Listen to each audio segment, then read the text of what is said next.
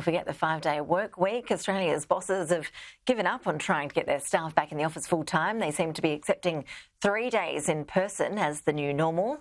Joining us live with more now is Eric Johnston. He's the Associate Editor at the Australian newspaper. Eric, good to see you. Thanks for your time. I see you've been speaking with some of Australia's biggest bosses about the approach that they're really taking to their employees' requests to work from home.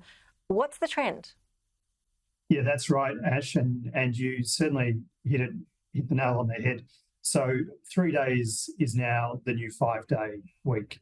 And what we've seen since COVID, obviously, when everyone was sent back home and we all got used to working from home and doing things on an online and digital way, we got used to that once the pandemic moved on. And when it was time to come back to the office, well, we've already established our habits there. And what we've seen, though, and we do an annual survey with CEOs, and this year we spoke to, in depth, more than 70 CEOs, and just about how their approach is shifting towards working from home.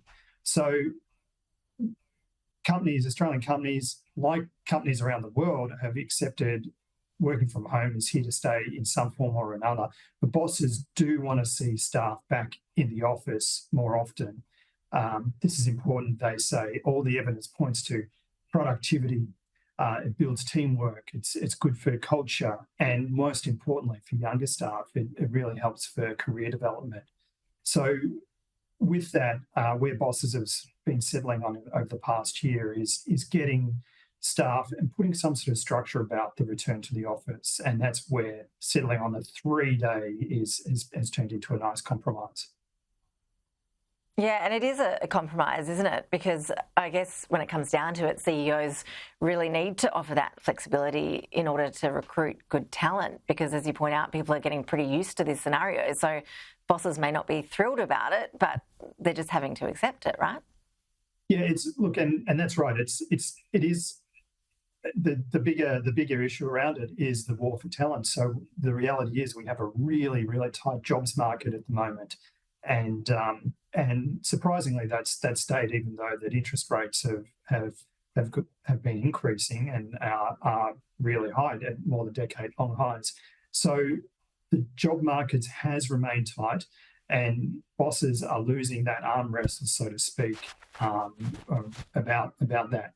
So with that, they don't want to lose their good staff. They don't want to see their best staff walk across a road where conditions might be a bit more flexible. So that's where the compromise is.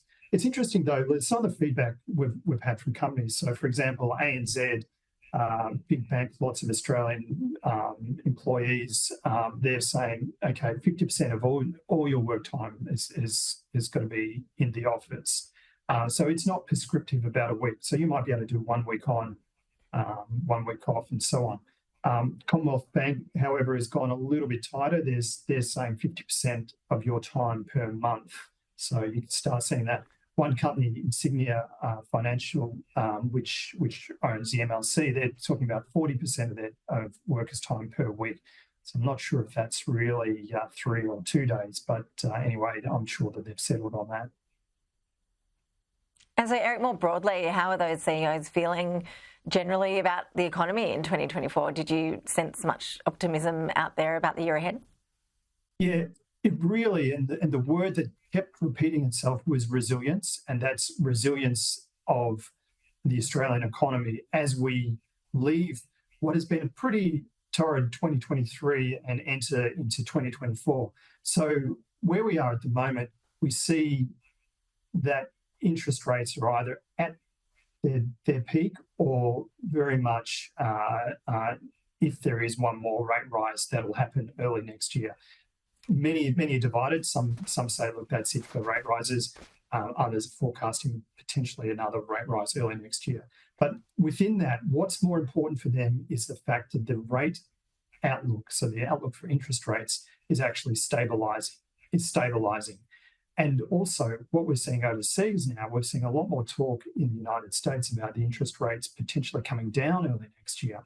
So with that provides a real stability for outlook. And none of the CEOs were expecting a recession to hit Australia next year, which is good news. They are cautious still. They are preparing for a slowdown in the economy. The next 6 months will be critical. However, once we pass through that phase, their optimism will start to rebuild again. Eric Johnston, appreciate your analysis. Thanks so much.